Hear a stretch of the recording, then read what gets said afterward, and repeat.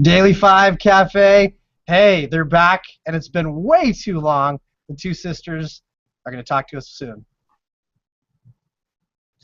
That's right. On today's Bedley Brothers, we have a special 1-hour edition with the two sisters, Joan Moser and Gail Boushey. They're the authors of the Daily 5 and the Daily Cafe, and in my opinion, their book is the Bible of teaching language arts for elementary school students. And so we are so privileged to have them be able to spend a whole hour with us with a live audience at Plaza Vista, Plaza Vista School. It goes to 8th grade. And there they are. And so Gail and Joan, thank you so much for being here with us today. Thank you for having us, our favorite brothers. We are so excited. Yeah, so excited to be back and also to be with the school today, too. What an honor for us. You guys are all great. Yeah, welcome, Plaza Vista School. We're glad to see you guys.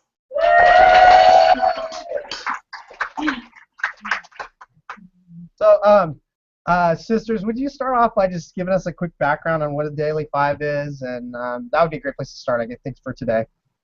Oh, sure. Well, just a quick thinking about it. Joan and I came up with this. It's a structure for our classroom, a literacy classroom in particular. And we came up with this because we were trying to figure out how to structure our own classrooms for the many years that we were doing this. And we always felt frustrated because we were having kids work on keeping them busy with worksheets or centers or these things that, as we looked back, were not really making the progress that we knew that they could make. And we went to the research and just said, well, what should kids be doing when they're not working with teachers? And was this resounding need to be reading more and writing more? And so then we thought, okay, well, what would that look like? So we really, it was one of those things where we wanted to be able to work with individuals in small groups. And in the state of Washington, we're 48th in class size. But when you have 35 kids or 5 kids, if you want to work with 1 or 2 kids, what do you do with the rest of the class that you can get the most bang for your buck? And so, as Gail said, the piece of research that really held true across all barriers was they need to read and write more. So we were, okay, they're just going to read and write more. Well, a funny little thing happened on the way to that reading and writing more. We realized our kids didn't have the stamina nor the behaviors to just jump right in and read and write for extended periods of time. So where Daily 5 really was born is in our classrooms, and it was trial and error. How do we, first of all, what does the research say we need to have kids doing? And then it was, how do we get kids to become independent, to build their stamina so that we can have them function independently so we can work with individuals or small groups. Could you give a little bit of the background or maybe a little bit of the research that really has backs up the foundation for Daily 5? Yeah, it really is just research upon research upon research. I have some that Joan and I were working on our new presentation, and so I just happen to have some of the books right here that I thought I would hold up. One of those is, now I can't, this one, Reading Instruction That Works, The Case for Balanced Teaching, Michael Presley and Richard Allington. These guys are looking at empirical studies on what is that kids should be doing, and the research is kids should be spending time reading and writing. So, and then the teachers working with kids individually, small groups, and helping them move forward in their literate lives. Another one, if you're looking at, this one is the Nancy Atwell's book in the middle. This is her second edition that just came out this year, and so is the Reading Instruction, the new one here. But these are pieces that have been around for many years, and the research that they're going off of talks about exactly what we put into play. That kids need to spend an exorbitant amount of time reading and writing with materials that they can read, and then the teacher works with kids in small groups. So we've got other books here too. Reading in the Wild, Donald Miller. In fact, the fascinating thing is Richard Allington here quotes Donald and Miller in their book, in the 4th edition. So talking about giving kids time to read, spending time, that it's the hugest piece that is going to make the biggest difference. Another piece of research, if you want to look at John Hattie's book, Visible Learning, he has a Barometer of Influence that shows us what truly makes a difference for having what kids are doing, and he talks in here about many research studies showing that kids need to spend an exorbitant amount of time reading. So Daily 5 is really about what are the kids doing and giving them those opportunities to read. The cafe is what is the teacher doing, and that is teaching the skills and strategies that the individual and the small group of students need. So Daily 5, we started Daily 5 first, teaching kids how to be independent. And it's in our book, someone once described it as eloquently simple strategies. And it's really giving kids the power and teaching them those strategies so that they can be engaged in reading for extended periods of time. So one of the questions here, we got a series of questions that the teachers have submitted over here. So would you start by maybe talking now about a little bit about what age do you think students are cognitively ready to start participating in something like the Daily 5? Because our school here happens to start TK, wave high, TK, yeah. That's Sheila Joan. She's awesome, and it goes all the way up through 8th grade. So when do you start Daily 5? I mean, you know, as a classroom teacher, we did it with all of our ages. I've started with kindergarten, but we also have people that are working with it with preschool and with self-contained special ed and ELL and bilingual programs and inclusive language programs, dual language programs. So really, it's really depending on the kids, and what we know is kids of all ages have different amounts of stamina. So what it'll look like with pre-K or with K will look likely very different than it will with 7th and 8th graders, because it will be developmentally appropriate, because you can only have kids do what they can do. Right. And the behaviors, what we're really doing is teaching the behaviors of reading to yourself and working and writing. So, you know, the behaviors of a pre-K, a 3-year-old, a 4-year-old, what that looks like when they're reading to themselves will look a little different than an 8th grader reading to themselves, but they're all reading. Can you describe what that would look like in like a TK room? I mean, I teach 5th graders, right? So this is a whole different world. So what does that look like at the TK or kindergarten levels? It's a lot noisier. Those of you that teach our youngest learners, first of all, bless you, but second of all, they just are more verbal. And so with little tiny ones or non-readers, what it really looks more like is they're going to be doing a lot of the 3 different ways to read a book. Because when children read a book, they can read the pictures, they can retell a familiar story, and then they read the words.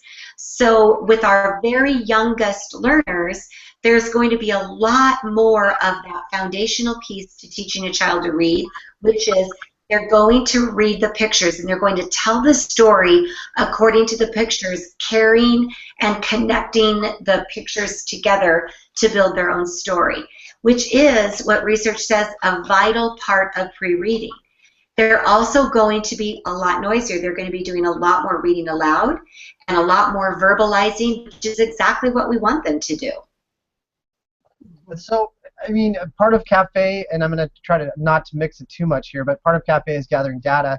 So what does that look like as far as a teacher in a kindergarten or a pre-K classroom as far as gathering data in that atmosphere? You gotta be really able to block it out. You know, come on, that's the truth. You know, really, when we think about for me as a kindergarten teacher, the data gathering was very synonymous with when I was teaching older kids. It's that pulling kids one-on-one, or if they have like needs in a very small group, and that data keeping it's that line that blurs between assessment and instruction. So it's that constant balance of what are they working on, how are they doing it, how are they managing, what are going to be the next steps for them. So we happen to have a system that we use called the Pensive, which is just a different name for a conferring notebook, and we also have an electronic conferring notebook that allows teachers to collect data, record their instruction in real time, so that if, as a kindergarten teacher, I'm working with students, and if Tim is going to be supporting my kids, whether they're in my classroom, if he comes in and joins me, or if they go to another teacher, I can share my students with him. He can log in and see in real time what I've been doing with my students, so we can have that curricular coherence with children of all ages, from our beginning readers up to our middle school and high school students. Now, I don't mean to put you both on the spot, but what do you think of Tim's beard? Tim, I think you're looking good.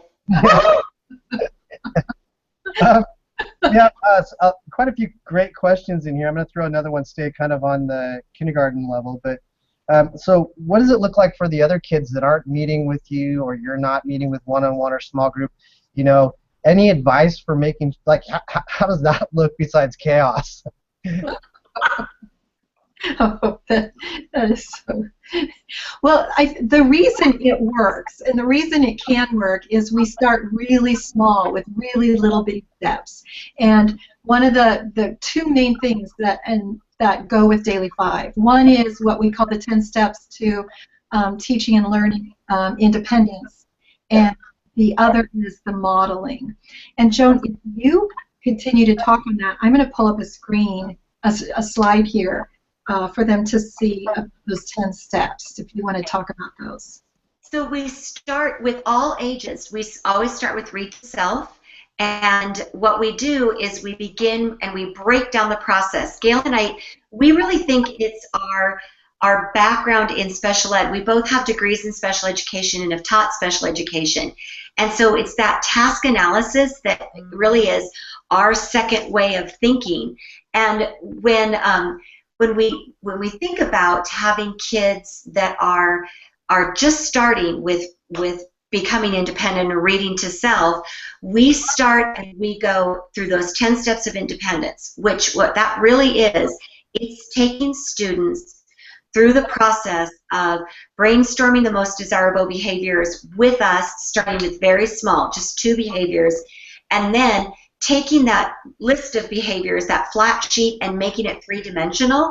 So we have kids modeling it the right way, modeling it the wrong way, so that all kids, even kids on the spectrum, even kids that have high needs, they get the picture of what it looks like. And then we start by releasing them in really a guided and controlled way. We place kids around the room and have them practice for a very short amount of time.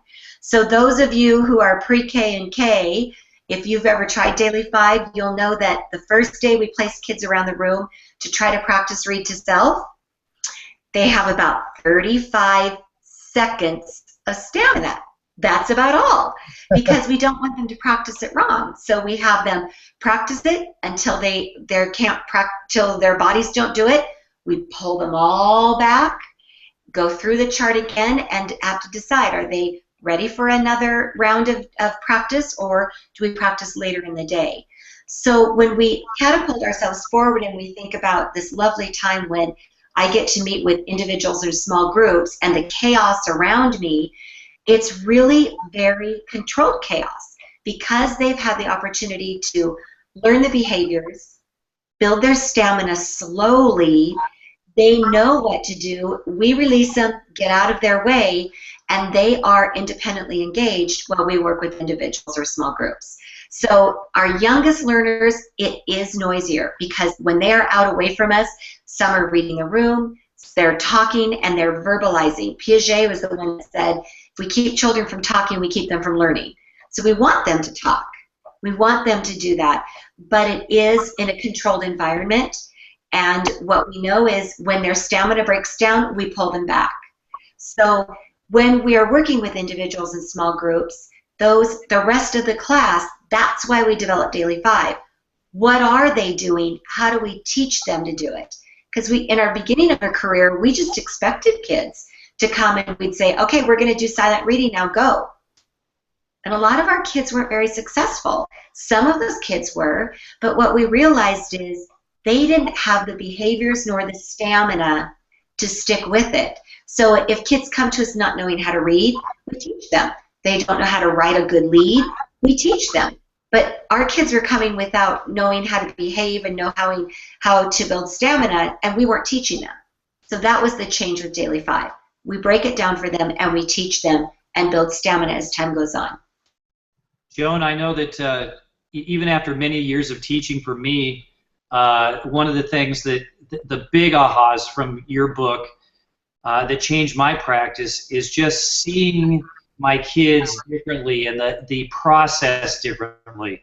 I've always set standards for my kids and told them what I expected before I do something with them. But just taking that methodical approach to train my kid to do what I want them to do. And then the other component that I've really grown to be a big fan of over the last several years is that reflection piece. That after they do something, taking the time to talk about how did we do on what we were just doing. And I credit you guys with teaching me just how to be a better teacher in that area. So. Well, that's nice of you, Tim. I'm sure you were doing it before that. Not to that extent. Not with that precision. So. And you know, Tim, you bring up a really good point, and that is, especially we hear from a lot of teachers now, that sense of urgency with instruction it weighs heavily on us. We have a feeling like we have no time to waste. We have to get going. We have to get going. And launching Daily 5 is an investment of time for our children. It is so worth that investment of time. When we take time to do that and to really launch it with them and have them build their stamina slowly, slowing it down at the beginning of the year allows us to move forward so much more quickly as the year goes on because we're not dealing with the behaviors that we used to. And if I could add in one more thing too, that I stole from my brother, of the many things that I stole from him, and maybe you guys talk about it too, I'm not sure. But one of the things that Scott and I do that was his idea is that we do distraction tests. So as the kids are practicing their independent reading or writing or anything like that, we purposely try to distract them and tell them, hey, this is a distraction test. So he'll get up on top of a desk and dance. And one year I brought a kid in with a saxophone and had him playing saxophone while the kids are reading, and just anything to train their brain to say no to the distractions around them. And what that does for the kids in the long run is amazing. I mean, anybody can walk in at any time. We can have a fire alarm almost go off, you know what I mean? And the kids are like glued to their books to read. Love it, Scott. You're so smart. I love that. I don't know what he's talking about. Sorry. He's the smart one too, by the way. No. Let's get back to the important topics here. Seattle Seahawks, was that awesome or what? Oh, yes, I'm sharing my screen and now I've got to get back. Yes. Yeah, Gail, go ahead and share that screen. I know you've been waiting. Yeah, no. Is it? Well, yes. We are such novices at having teams that are winners. So we just are. We really are happy about that. But thank you for mentioning that. Yeah. It's really. I told you it would be good luck. I told you it'd be good luck to come on the show. Yeah, that's true. That's true. Well, I'm sharing the screen right now. If you want to click on that, just to show it, these are the 10 steps that we've developed.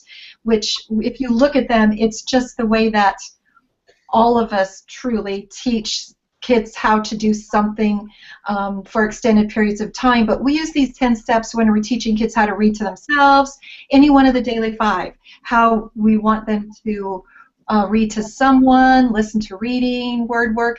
We also use these same 10 steps when we're teaching kids how to walk in the hallway, how to, Joan one year, she had her kids use these same 10 steps when they were trying to play tetherball, and they wanted to be independent doing it. So once we use these with read to self, it really helps, and it carries out throughout all the other parts of our day. So we're now using it with math, how to be independent with math, social studies, science. But as you see, these 10 steps just become integral in what we do, and this is what Daily 5 really is. It's teaching kids how to be independent, and these are the steps we use.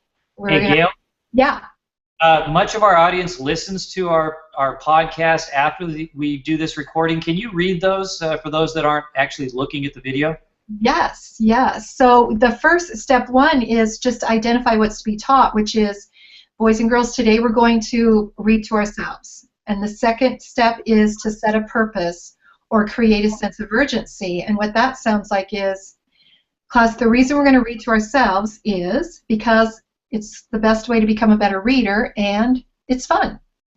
And those are the first 2 steps. Takes that amount of time. Really quick, we move to step 3, and we're going to record desired behavior. So we're going to go visual with that and say, well, what does it look like or sound like to be reading to yourself all by yourself? And then we're going to record that on a chart for them. So that's step 3.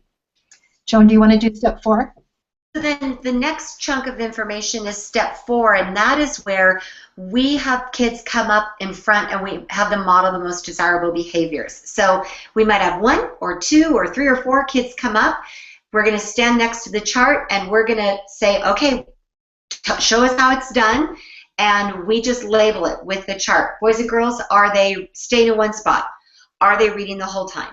Yes, yes, yes. And then is one of the pivotal pieces, and that is we say to them, if they do this, will they become a better reader? And the answer is yes. Then the step 5 is a piece that's very counterintuitive, and a lot of teachers do not want to do it because they feel like they're going to lose control. And that is, we're going to have different kids model the least desirable behaviors and then the most desirable. And oftentimes at the beginning of the year, we pick kids for modeling the least desirable way. We pick kids that we know might be more at risk, or that they might be the ones that are going to do it wrong, whether it's for attention or whether they can't help it. So we bring them up, okay, show us how to do it the wrong way. And they love it. Most of the kids love that. But what happens is we say, are they staying in one spot? Are they reading the whole time? We go through the behaviors, and then we're able to say, if Larry does this, and if he is doing this during read to self, will he become a better reader? And the answer is no. Then that same child, we have them flip into the right behaviors. We do that for 2 reasons. One is because it models the wrong and models right, so the group can see it, but then it also begins to work on his muscle memory because his body might be well trained to do things the wrong way. We want to begin to train it to do the right way. So we have him model it the right way. Is he staying in one spot? We go through the behaviors, and then we say, if he does it this way, will he become a better reader? And of course the answer is yes. So that second chunk of those 10 steps, it's very pivotal. Here's the one caveat for that. Step 5, model the least desirable behaviors. We do not do that with kids if they are in pre-K or K right at the beginning of the year, because they usually are so clueless they can't tell what's up and what's down. So we eliminate that. We just have them do it the right way.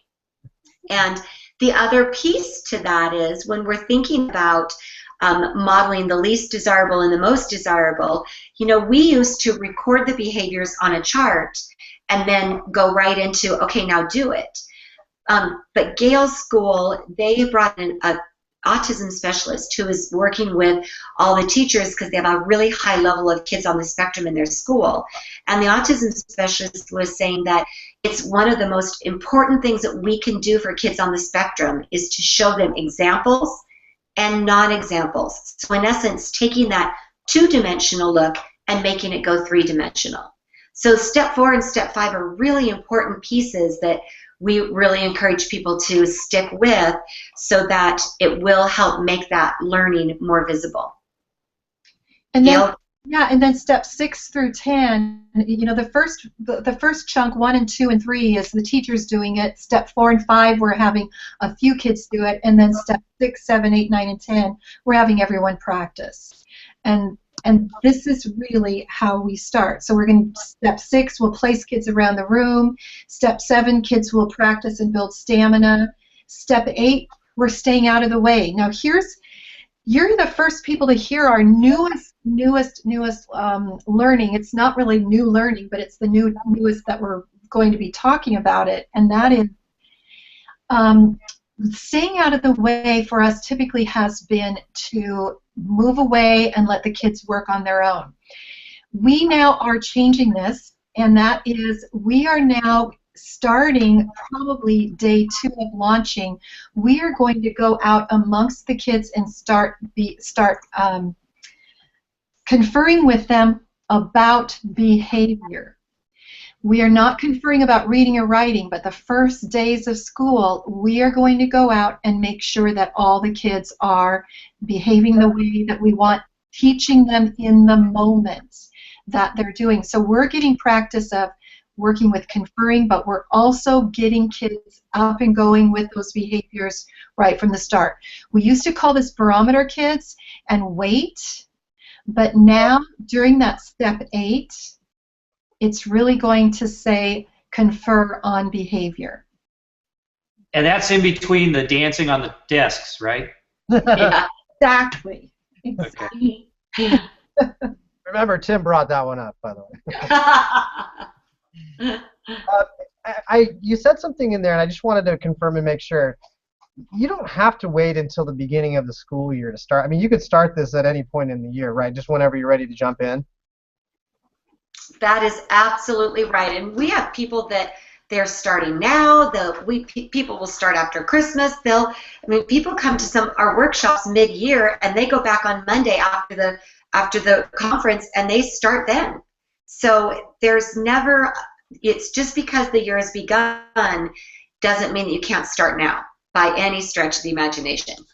There's a few questions here from the staff, and I know probably a lot of people have these questions out there. So if you're, in my classroom right now, Joan and Gail, I have students that are extremely high achieving. I'm teaching 5th graders, and then I have students who I have a English language learner who has just moved here from China, who is not struggling, but he's where he should be learning a new language. I mean, if I traveled over to China and I was put into a classroom, I would be completely lost. So how can the Daily 5 help in those kind of situations? Do you have to, as a teacher, plan out these differentiated lessons, or can you give us an idea of how it works with such a wide variety of learners in a single classroom? You know, you really hit it on the head as to why we started developing Daily 5, is every single person in that room right there at Plaza Vista School and every classroom around the world, there is no one place that has every child at the same level. I mean, they're humans. There's no way. And what originally, when we first started teaching, we were given a basal program to teach with, and then we really relied on that whole spray and pray method of instruction. We'd spray them with instruction and pray it would work, but we knew it wasn't meeting their needs. We needed to meet with individuals because we wanted to tailor our instruction so that we could meet every single one of their individual needs. And we didn't know how, because we didn't know how to manage the rest of the kids. So that's why Daily 5 was developed originally. And then on the heels of that is when we developed Cafe, because the dirty little secret was once we figured out Daily 5, our kids made a pretty big bump in their results of how they performed in reading and writing, but it was just because we were giving them more time to read and write, and our whole goal was, oh, we want to do better instruction. But Gail and I, we call each other and say, so what are you teaching individually and in small groups during Daily 5? We didn't know. We didn't know how. So that led to the developing of Cafe. So, Scott, to answer your question about the levels too, it is instruction, but to differentiate Daily 5, what we look at is, you know, we have 5 tasks, but not all kids do all 5. And that's has really changed with our second book when we wrote the second edition. What you really look at is differentiating that kids are going to do some kind of reading every day, and they're going to do work on writing.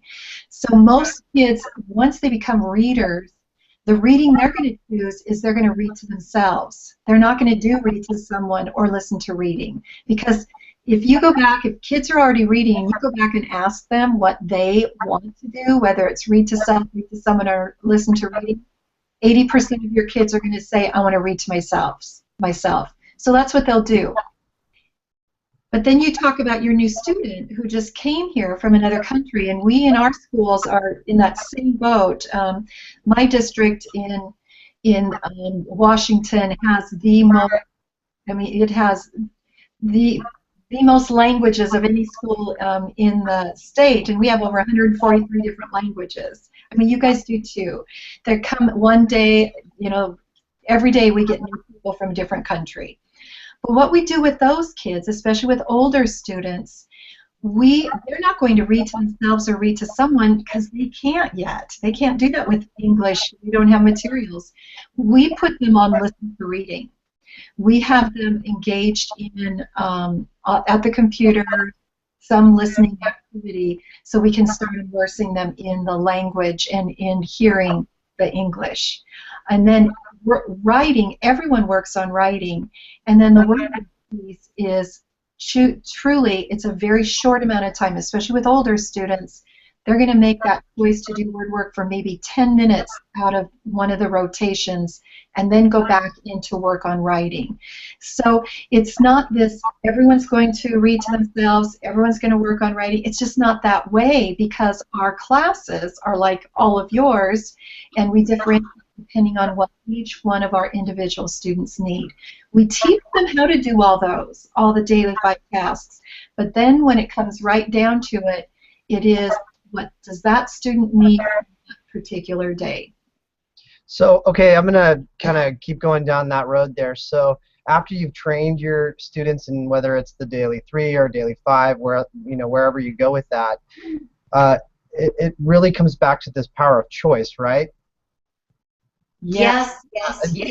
Could you go into that in a little more depth of maybe the background of why this is so strongly built in, why, like, me as a teacher doesn't have to be making the decisions for what every single one of these 33 students in my classroom are doing each of the day? Because that, to me, if I were to do that, I'm straightforward honest, I would be overwhelmed having to make all those decisions for all those kids every single day, and I would probably drop this really fast. So could you talk about that? You know, even more importantly than that, Scott, which you're absolutely right, it would be almost impossible to keep up with. The research is very conclusive. John Hattie, Mary Howard, Dick Allington. One of the most powerful things that we can do for children is to provide choice. Choice on what to read, choice on where to sit in the room, but in particular, choice on what to read. So a big part of that is we have to teach kids how to pick a good fit book. So that is part of Daily 5, the lesson of picking a good fit book, and then providing ample time for kids to choose their books, and then providing support for kids to be sure they are picking a good fit book, that it is one that is right for them. And that takes place just when we're doing that one-on-one conferring. Constantly checking, is it a good fit book? Is it, do they know all the words? Do they comprehend the majority of it? So the choice component not only is it helpful for teachers, but it is a vital part for children. And you know, we meet so many teachers. We're very lucky throughout the world, and it's a part that can be tricky for teachers because we're so accustomed to being the one that is the holder of the knowledge. Well, I know what's best for you, or here, this is what the program says that you need to be reading. But if we can teach kids how to pick good fit books and then step back and trust them with guided support, our students will perform better. They also will become a longer, lifelong reader. So it's a huge part of the success of not only Daily 5, but the success of our classrooms. Mm-hmm. And on piggyback on that, Joan, you know, the research has been out there for a long time about choice, but what we always had a problem with is, how do you manage that? How do you trust the kids to do that, and how do you manage it?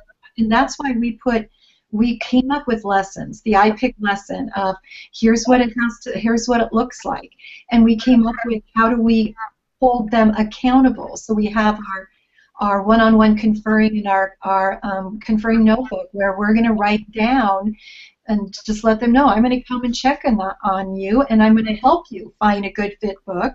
That's the first thing I'm going to ask, and then I'm going to give you an opportunity to read. Just a research study that came out in 2013 by Ivy and Johnson. I just put that in the chat notes. We can put that to your readers too. That looked at going into or engagement with young adult literature, and they went in and did research on taking on schools, classrooms where they took away the mandatory reading and put in all choice. And they did empirical research with schools that didn't, and what they found was that those who had choice, made really good choices, plus they improved in their reading and on standardized tests more than the control group. So there's even more research, current research, that says that choice it works. We've got the research, but we also now have tools in order to be able to get our kids to be able to do that and to support them, so we don't have to feel like we're throwing up our arms or giving up control, because it is, you know, it's scary. It's scary. We want to do the best we can for kids, but how do we do that? So, okay, is there, sorry, go ahead, Tim.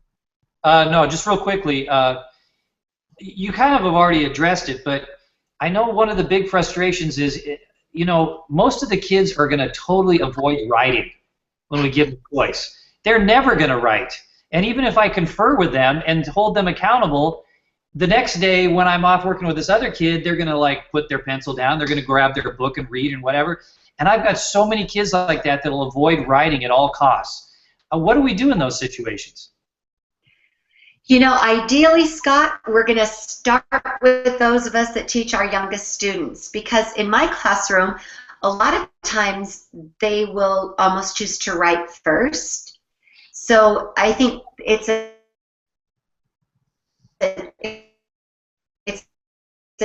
double-edged kind of solution. Part of it is when we can start with our young and the thinking and reading like a reader. Joan, your voice cut out. Can you repeat that last thing that you just said? Oh. She can't, but maybe I can. Yeah, why don't you? So let me see if I can remember. So it's when we start with those. Gail, why don't you jump in there? I'm having some. So Is she there? Yeah, what she's talking about is starting that early on when kids are young, giving them that background of that we love to write and modeling every single day with kids that eventually they really will want to write. Now, for you, Tim, who you've already got your kids and maybe they haven't started with that, I think for us, we do teach a reading focused lesson and a writing focused lesson, and we talk to the kids about its balance every single day. In order to become better readers and writers, we have to do both. And you know, it doesn't happen overnight, but then it is that one-on-one conferring with them. Say, okay, this round, which one are you going to choose? I'm going to choose to read or write. Next round, you have to make a different choice. So it's just those are the parameters that we set up, and we really tell them why. You will not become a better writer unless you practice. You will not become a better reader unless you practice, and we know you want to become better at both of those. We know you do. We know. Of course they do.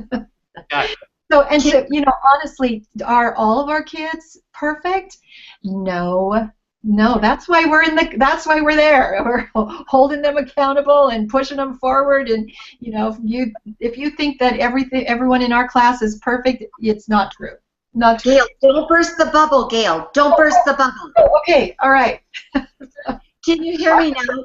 Tim, can you hear me now? Yes. You know, another component to that, people always would, when my students would leave me, they'd come to my room and say, okay, how is it that your kids have ideas of what to write about? They think like a writer, they read like a writer. It was Lucy Calkins that said the very best thing that we as educators can do for our students is to write and think aloud about our writing in front of them every single day. So every day without fail, when my kids walk out the door, I am talking to them and saying, I can't wait to see what's going to happen tonight that you're going to write about tomorrow. Or I can't wait to see, you know, what you're going to think about tonight so that you can add on to that story tomorrow. And then when they walk in the morning, to really have that time to converse with them about what are you thinking about writing today? And just constantly, everything we read, look at what this person did as a writer. I wonder if I could craft some of that into my own writing. And I really believe that that is what has helped my school, all of our kids grow as writers more aggressively than they ever have before. And that is just this concerted effort all of us have of raising kids who think like a writer and who read like a writer, and they're being modeled by me every day. The good, the bad, and the ugly, not the best writer, but I write in front of them every day. You know, I would say maybe I wonder if it would have to do with the group of students you have, because I have almost the opposite. I have a lot of kids that are just really wanting to choose that writing task, and so I have to say, no, let's go with something else this time. I did want to go back to something really fast, though. Is there a time built into this, or suggestions that if I want to do a whole class novel, because, you know, I like doing that as a teacher, and there's some really great novels out there that I want to expose my kids to that maybe they wouldn't choose. So is there time within Daily 5, or do I do this outside of Daily 5 if I'm looking at a whole day? We have, yes, and the time we do it is during a read aloud. If we believe that all kids need to hear the story and be part of that discussion, we do it as a read aloud, and the read aloud is usually outside of Daily 5. Well, there you go. We've shifted our thinking a lot on that. We used to do, you know, literature circles. We used to do whole class novels. We've used to, but the word is really used to, because we know now if we have a whole class novel, and we've had 35 copies of these, we have such a wide range of reading abilities that not everyone can access it. It's such a small group that it's just perfect. For some, it's way too easy. For some, it's way too hard. There's a small group that it's just perfect if they're reading it, yet all of them can be very engaged if we do it as a read aloud and work on those skills and strategies of whatever we think is so important about that. So that's kind of where we've come in. And just looking through more of this research, talking about whole class novels too, in Ellington, in this new edition of what the reading instruction, they're talking about moving away from a whole class novel, but do that in the read aloud time. So if really, Ellington was one of the first ones that started his research that talked about, and I was totally guilty of this, when we would do a whole class novel, it could take us 3, 4, 5 weeks to read a novel. And that's not enough reading for students. In order to really make progress, they have got to read a voracious amount. So that also helped us move our thinking. Mm-hmm. And that makes a lot of sense to me. Another thing that one of the questions that came from the staff here is what's the best way to challenge students who are high achieving within a daily 5 structure? Yeah, one of the best ways, choice on what they're reading so that they're making those choices that fit them, and the one-on-one conferring, working on the strategies that they specifically need. I mean, it's the best thing to do for your lower achieving kids too. It's the best thing to do with your kids who are reading on level 2. So it's a strategy that works with all of your kids, ELL, low, high, medium. But it's a time where you can really give them what they need and what they deserve. And you know, the other interesting piece about that, the research that is out talks about the fact that fair is not always equal. If we think that, okay, well, just because my child that's reading 5 years above grade level doesn't mean that they don't need to be met with, but they also don't need to be met with as often as my more at-risk kids. Richard Allington, he was part of a piece of research study that talked about and tracked kids who were much higher readers. Going in and meeting with them, yes, but not as often, does not hinder, because what it allows is those kids to get in the reading flow.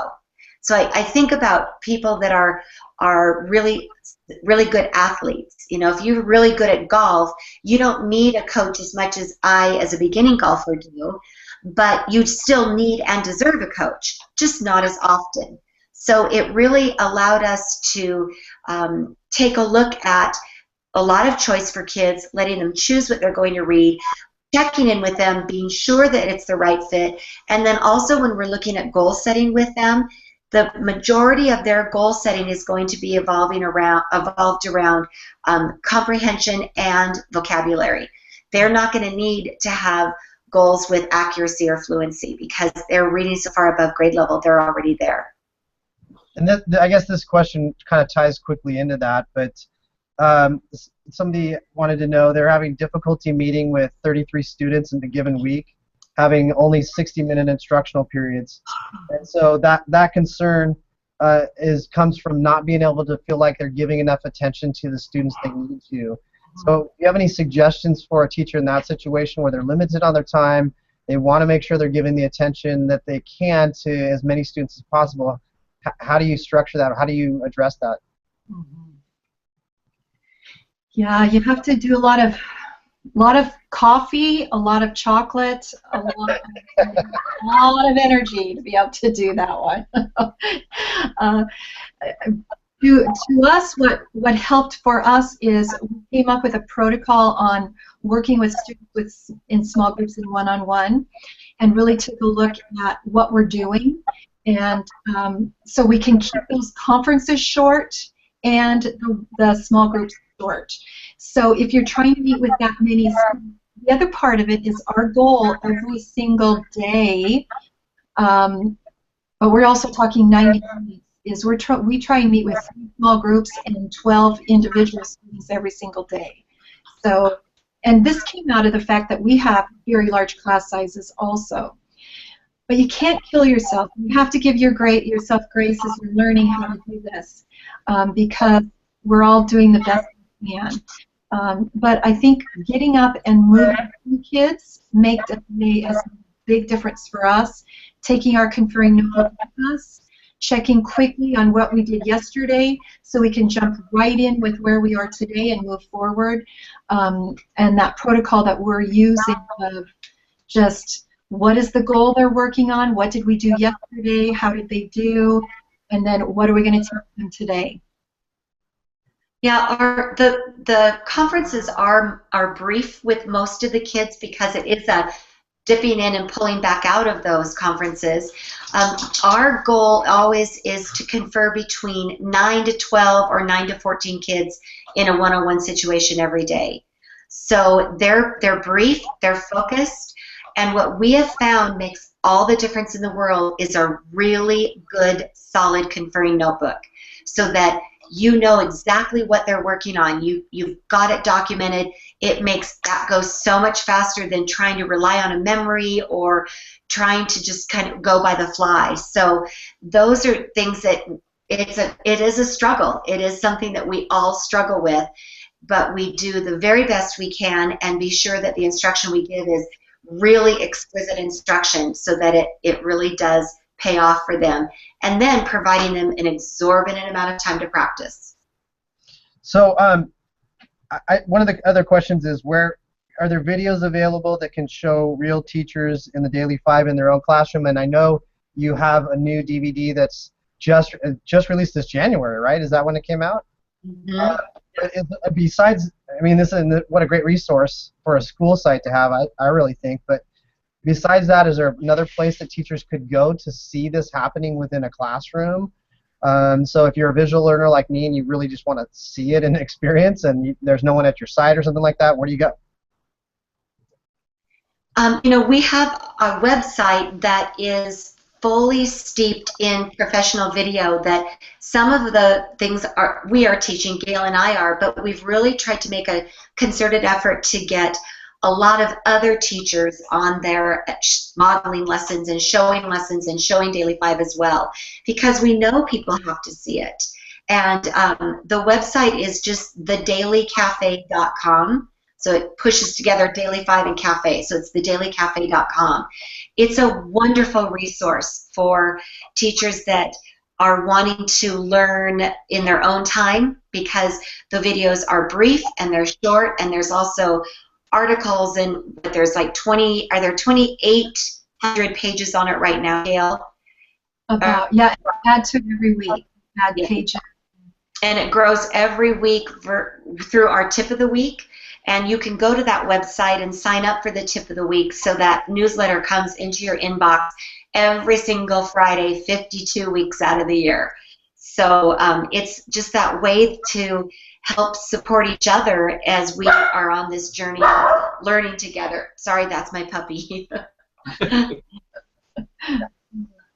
Hey, just really quick again, we had a question. Is it thedailycafe.com or dailycafe.com without the? www.thedailycafe.com. That's what you said. Yeah. All right. Gosh, we have so many questions. We haven't even touched Cafe. Could you get a little bit into what Cafe is, maybe even starting off with what Cafe stands for and why it's kind of the next step in Daily 5 once you've and to me the advice that you gave me a little bit over a year ago was to take Daily 5 slow and just learn it and understand it. And now I'm kind of getting into that Cafe book and understanding that more. So could you give us a background on that? If you're starting, and that's really good advice someone gave you, Scott, and that is start with Daily 5 and start slow, because that's what the students are doing, and it's easy to help work up with their behaviors.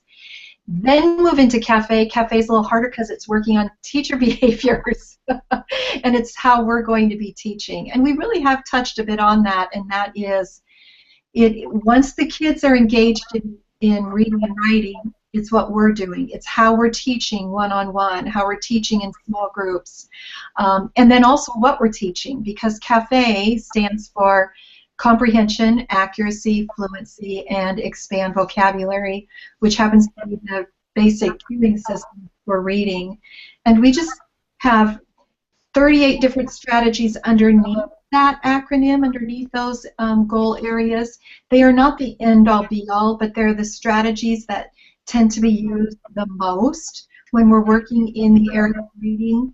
And so it's the way of, how do you teach all of your kids in your classroom? They're all on different levels. How do you manage all of that teaching and make sure that they're all learning the reading that they're reading at the time? And I'm going to go back to some questions here from the staff. Really thoughtful questions too, and one of them is, in what ways can the skills on the CAFE menu be framed for a secondary student or older students?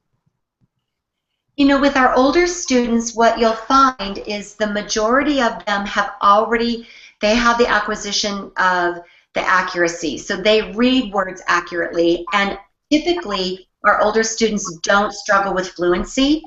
So when we look at our more advanced readers, or our older students as readers, they're going to focus more on comprehension and expanding vocabulary, because as adults, that's what we do. if you look at the cafe menu, some of the strategies, like the top 6 are the basic go-to strategies that we use with automaticity.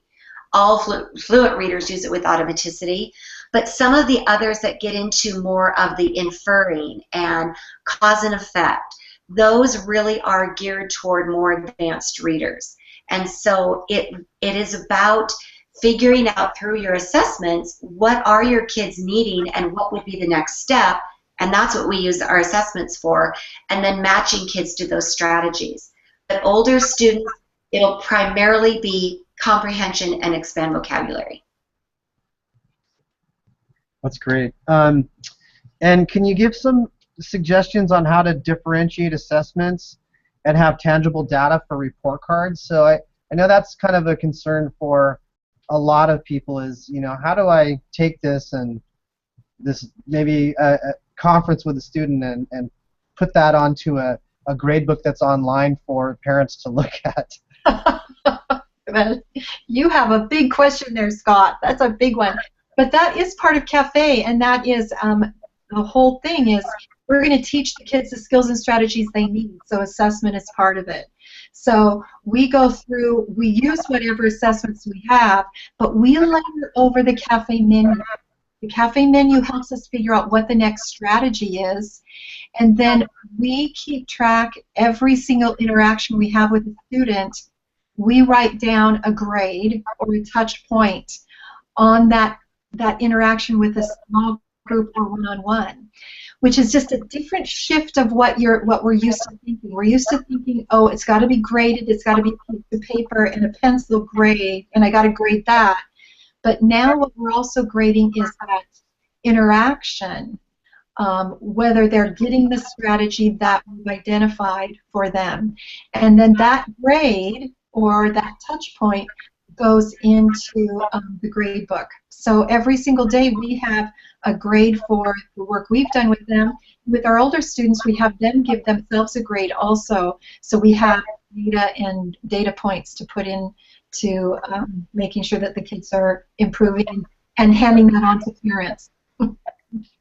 Okay, so I'm thinking about this in my class. So should I invite parents in to watch this in action? I mean, is that the best way to communicate it to parents? Yes. Or just broadcast live like this. Just broadcast live. You know, we've done it both ways.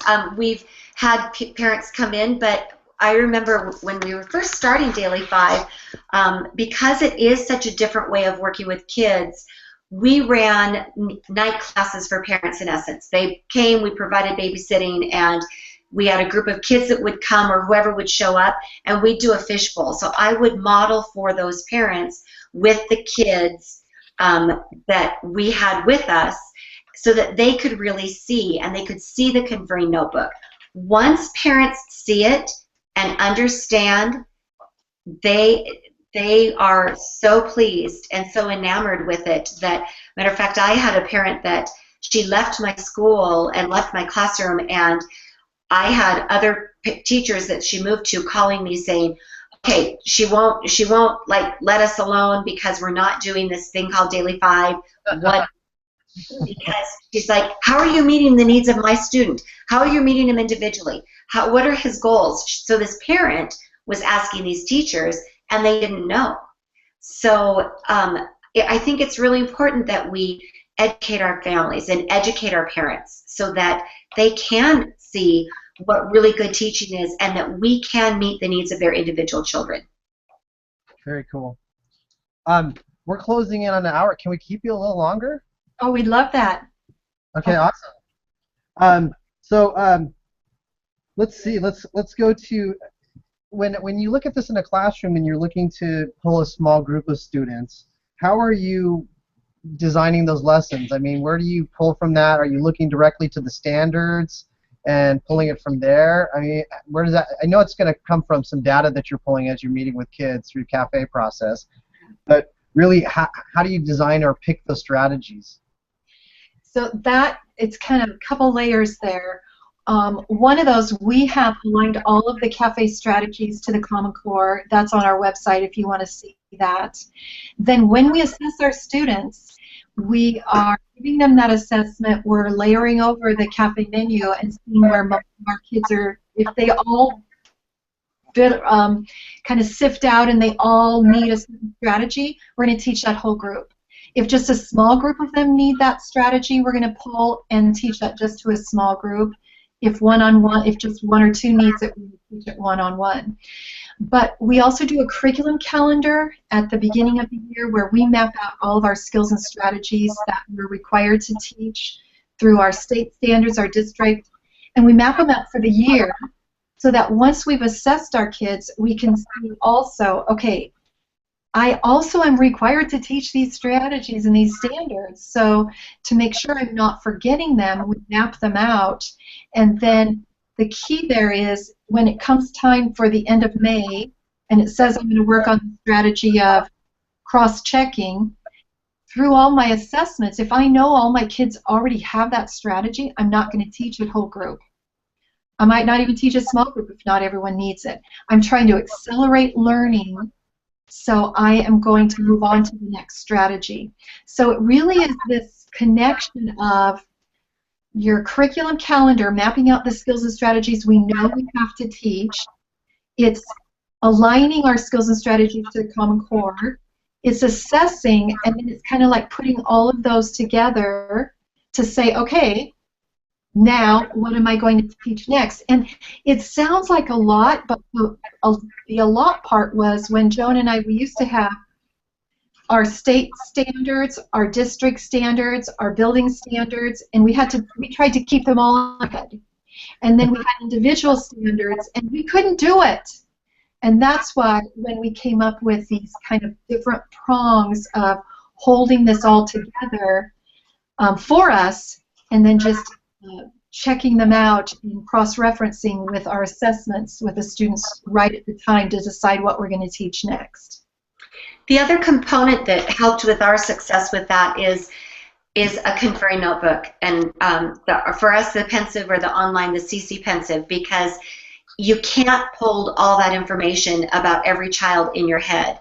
So it's taking that, synthesizing it, and recording it so that it does truly guide and direct our instruction. That really was a big, big piece for us.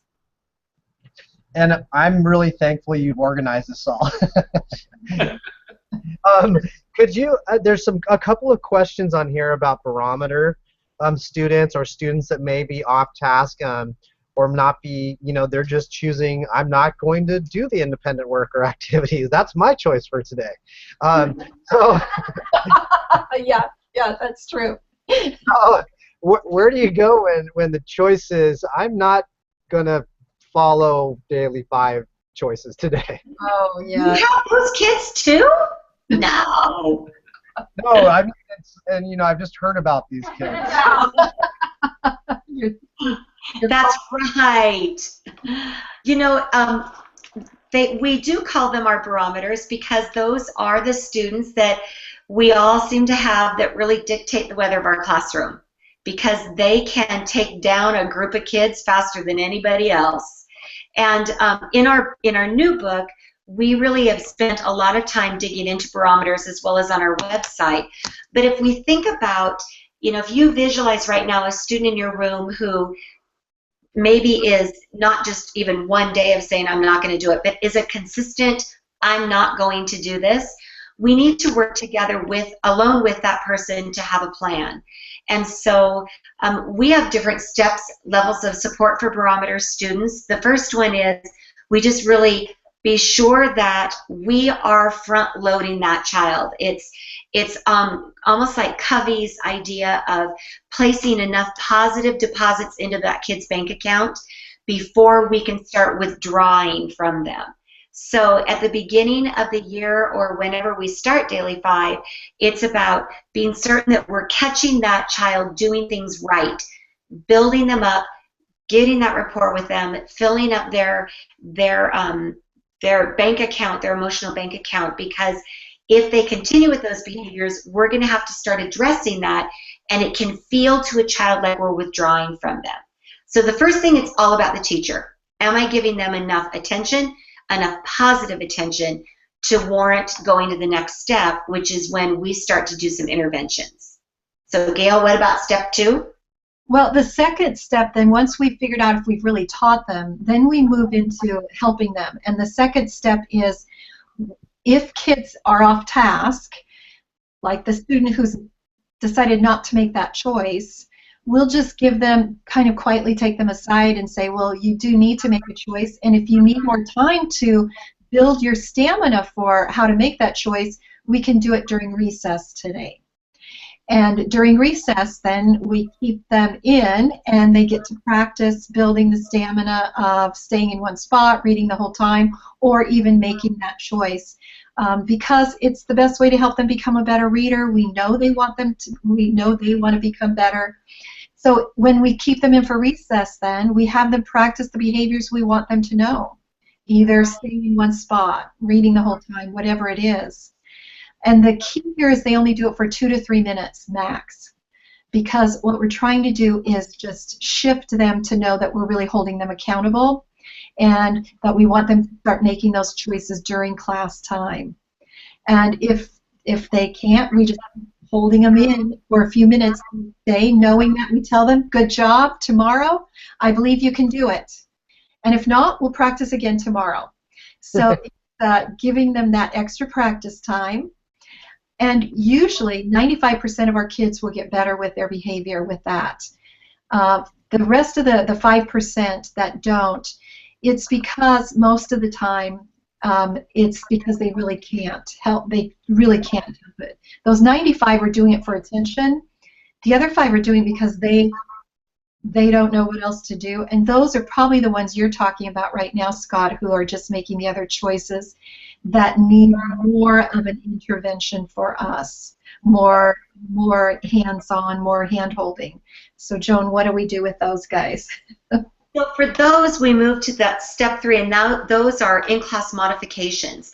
If you have older students, that in-class modification is sitting down and conferring with them and saying, okay, you know that you are having a hard time, and you label it staying in one spot or getting started right away, whatever it is. What has worked for you in the past? And trying to help older kids, ideally by the time they get to be those older kids, they've had teachers in the past that have helped them identify things like, I need to sit in a specific spot so I don't have distractions. Or if I could have 3 different types of reading material so that when my brain gets distracted with one, I can go to another. There's a variety of things that they can do.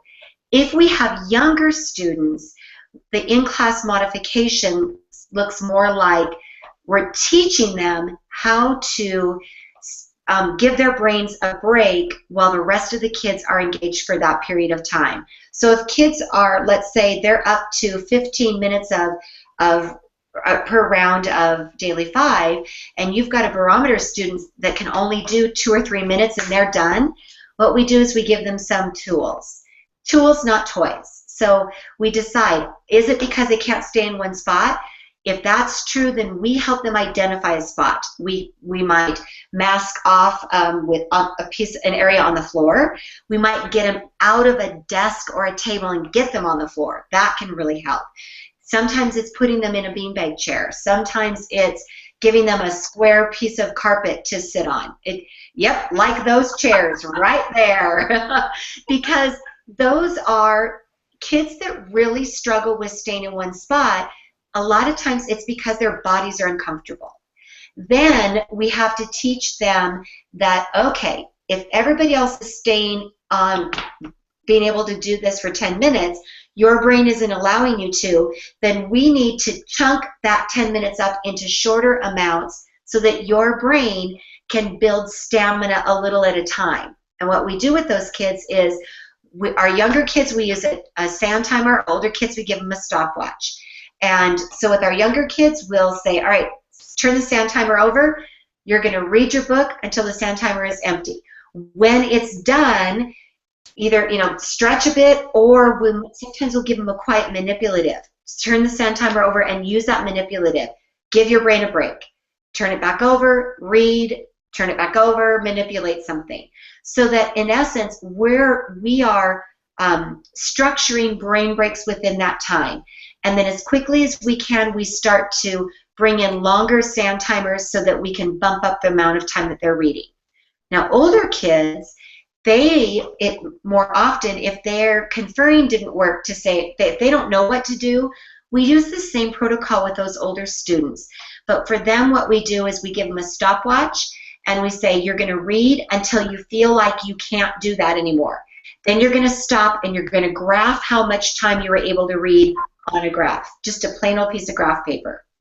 Then we provide a different type of reading, be it a comic book or a joke book or a Guinness Book of World Records, a newspaper, a magazine, something to break it up. And then they graph their time again until they can't anymore. And every day involves meeting with those older kids to really look at their data and say, okay, let's look at what you did yesterday. Can you push yourself to read independently 30 more seconds today? So we have to just remember that everybody builds stamina at a different pace. And our Barometer kids, for whatever reason, whether they're oppositional defiant, whether they physiologically can't do it, or they're just doing it for attention, we need to provide guidance and protocols for them to help them be successful. And it takes a lot of one-on-one conferring to be sure that they know, okay, what is it, what worked, what didn't, let's change it, and let's get better at it. Because ideally, our goal, we want kids to be able to do this on their own, so that if they get with a teacher someday that doesn't have these strategies in place, that they've got strategies in their toolkit that they can put those in place for themselves. So, okay, so you being sisters, and you're real sisters, right? Yes. Tim and I get that question all the time because he's so good looking and I'm funny looking. But I'm so with you there. I'm with you.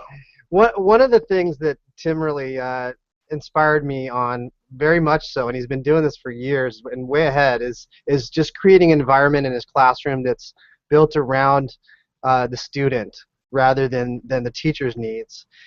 Could you talk a little bit about what an environment looks like that's most effective for Daily 5 and how we can create those better? I got a couch, you can see that. I got a couch donated this year. I just came back to I came back to my classroom and it was just here somehow. Love it. Yeah, and I see the beanbags too. Those are helpful.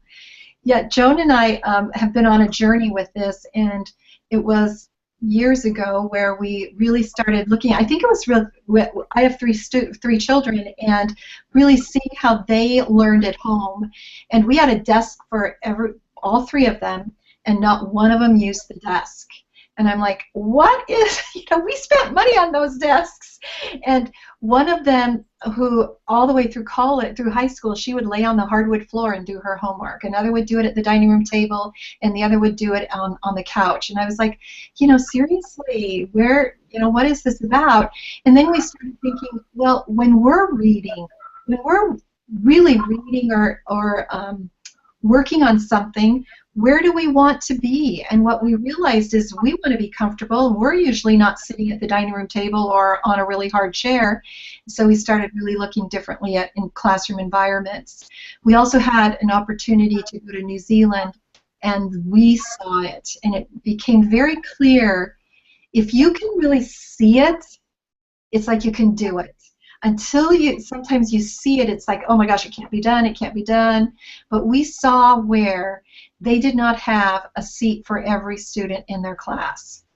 Seriously. They had a seat for half of them because all the kids' needs were different. And that spurred us to say, okay, what are we waiting for?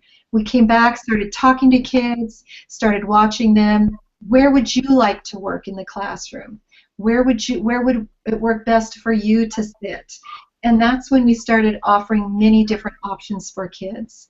So came in, and the first thing we had to do is decide, where are we going to meet whole group? If we're not going to have a seat for all of our kids, how are we going to teach whole group? If we do a test, how are we going to teach that? Or how are they going to be doing a test if not everyone has a seat? Or how are we going to do art or science if not everyone has a desk or a table? So we had to really think through all of that, and then started making those decisions, and then finally, in the classrooms that we set up now, we usually have a seat for half the class, and the rest has a more of a non-traditional area. Wow.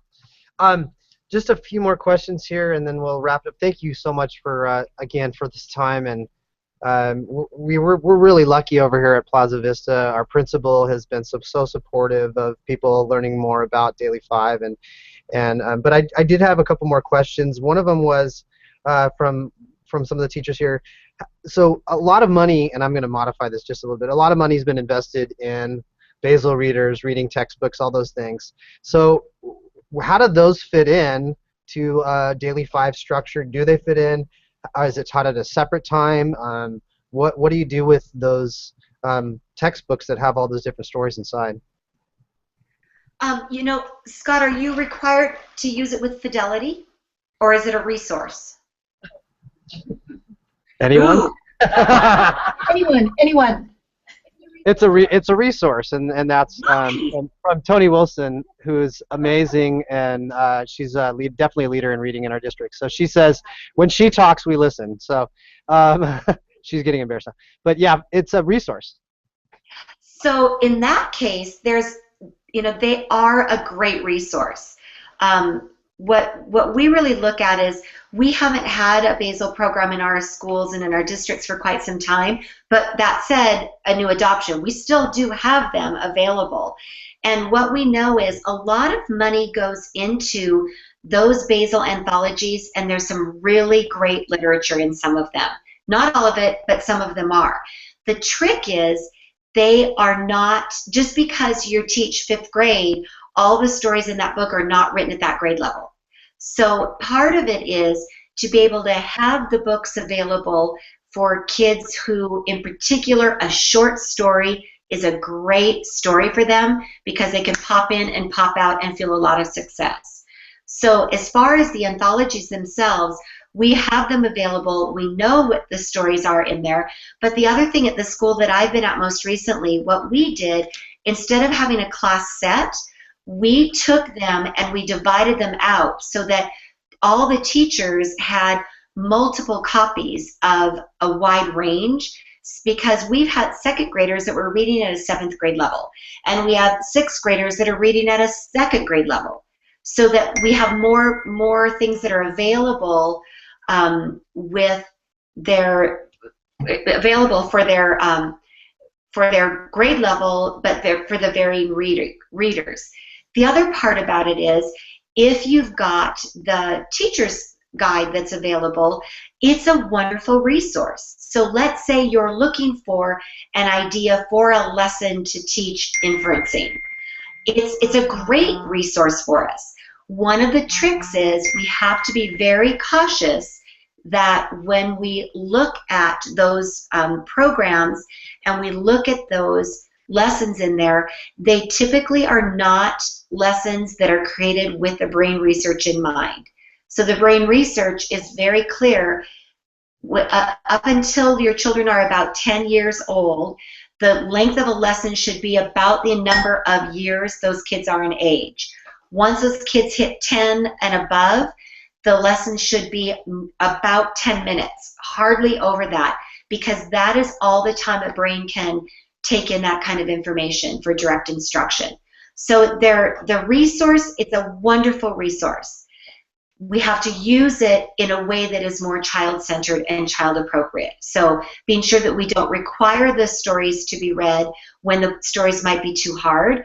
And if we're using the lesson, be sure that it really is brain research compatible, meaning the length of time. And the way that you can use that, as Joan was talking, where you're working on different stories, is what we ended up doing, because at the time, we have used basals before, but we went and looked at what is the skill that I'm required to teach, if I'm looking at it that way. What is the skill this week that is part of, that I'm going to put on my curriculum calendar? So I'm going to teach that skill, but all kids don't have to read the same story. If the story is that important, I'll read the story as a read aloud.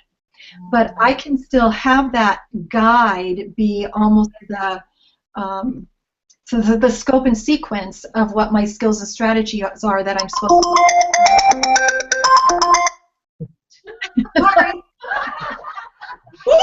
Okay, we get the hint. We get the hints. So it becomes a scope and sequence that I'm going to teach the lesson, or I'm going to teach a strategy, but I don't have to have all the kids reading the same book. And you know, I have to admit, for the first maybe 5 or 7 years, when people said basil reader, I thought they were talking about like a Italian food or something like that. Like basil, where's the basil? I'm so confused. I see a textbook, but okay. So, and a lot of these, I mean, this is what you're sharing with us. You get into detail in the new DVD and in the books and things. Yes, we do. We do. But this is fun. This is really fun. We love to talk teaching. And we are super stoked to have you here. Trust us. I think everyone it's like that picture of that forest in Russia where all the trees have just blown over and they're just all laying there. I think we're all feeling like those trees were just blown away with all this amazing information. And I saw a lot of people shaking their heads like, let's share all our basil readers. Now I'm just going to laugh at that. I'm going to think it's basil readers with each other so they're not just at one level, so we can have those available for all our students, which is just brilliant. So is there anything that you can kind of just give us at the end here that says this is Daily 5 and this is not Daily 5? Oh. You know, interesting. Daily 5 is different than centers. I think that would be one of the things that I would like to leave people with, or have people really contemplate, because Daily 5 is a structure, and it is a structure that is based on teaching kids to be independent, and then it's a structure that also has kids engaged in what we know makes the best difference in their literate lives. It is also completely layered with choice.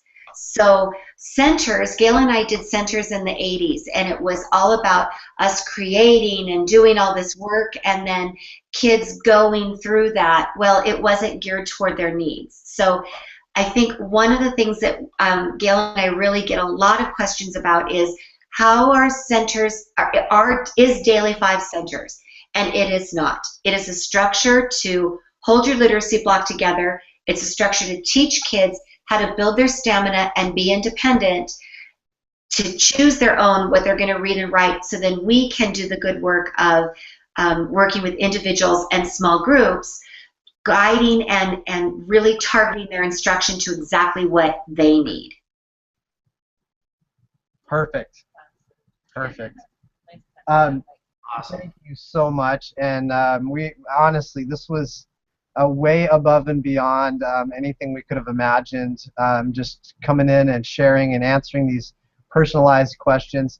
Tell us again, where can people connect with you, learn more, gather more information? I know you have such a wealth of information and resources online, including the new DVD and the books, and it's just, I love it all. I can't get enough of it. You've made me voracious in that sense. So just give us a real quick hit here on the end of the show about those things. Our website is thedailycafe.com, and we also have another website of ccpensive.com, which is our conferring book, and our publisher is stenhouse.com. And we would, say it again? Yeah, that'd be great. She also, we would love it if either you there at Plaza Vista or anybody that's listening would like to log on to thedailycafe.com. In the top right corner, there's a thing that says Tip of the Week, join now, or sign up now. Is that where it is, Gail? No, I lied. In the top left-hand corner, it's called Tip of the Week. And to sign up for the free Tip of the Week so that you could get our weekly newsletter that comes to your inbox every Friday. It's a wonderful community of learners as we learn together and we laugh together and we work together for our students so that we can just raise amazing human beings that are part of this amazing world. Fantastic. And I think that's what always impresses me every time I talk to you is how much you truly love kids and want to do things to impact them. I have to share one quick anecdote. We had Tony Wilson and Cindy Danilian, 2 teachers here, fantastic teachers. All of these teachers here are amazing, and our principal that's supporting us through this has just been incredible. But Tony was sharing some videos she shot of the kids, and we'll have to find a way to share with you. But the last little vignette story was one of the little boys was talking about why he loved Daily Cafe Daily 5 so much. And Tony, do you want to share what he said? He said basically, I'll sum it up. It's much better coming from him, but it just takes away all the stress.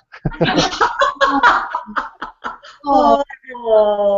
Yeah, it's really awesome. So, hey, Gail and Joan, thank you so much for the time.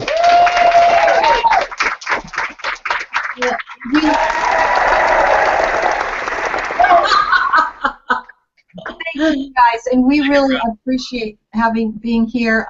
If you have a good leader, it makes all the difference in the world. You've mentioned your leader many times. Stick with them. But the teachers, look at all you guys, bright-eyed yet. That's truly amazing, sitting through this. But also, Tim and Scott, thank you for the work that you guys are doing. We are followers and believers, and 2 sisters are really like the 2 brothers. And how close are you guys to Orange County? We are in Orange County, so we're actually gonna force you to go out to dinner with us all when you're in town in August. We would love that. Hey, it's a date. It is. Calendar. Yeah, so we will be in Orange County the first part of August. So we'll look forward to seeing some of you Plaza Vista folks, and Tim seeing you, and Scott you, and just enjoying that beautiful area. Yeah, I'm sure you'll never make it to Riverside County. Nobody comes out here. Not here to die, that's all. Hey, and we want to remind our listeners before we sign off about Global School Play Day. It's coming up the first week in February of each year from now until eternity, and that's just to raise the awareness of the importance of unstructured play in child development. And so we encourage everyone to visit the website of globalschoolplayday.com, register your class or your school, and at the time of this publication, we have over about 25,000 students that are being affected by the movement towards play and Global School Play Day. So we want to get more people than that. We're not stopping until we get about 7 billion on that. Wow. We're in. We'll spread the word. Thank you. Thank you. Yeah, it's just all about getting the kids to have that opportunity to play like we did when we were kids, you know? Mm-hmm. So. Okay. Well, thank you again, Gail and Joan, and we're hoping to bring you back on again sometime, and we really appreciate the time. Oh, thank you guys. Such a pleasure. Hey, and everybody. Okay, bye. Bye. And go ahead, Tim. You bring it. I think we should get the studio audience just to give it to us. I don't know if they're ready for that, Tim. That's a lot of pressure. Hey, thanks for watching, Mom and Dad. Thanks for watching, Mom and Dad. Oh, yes. We love you, Mom and Dad.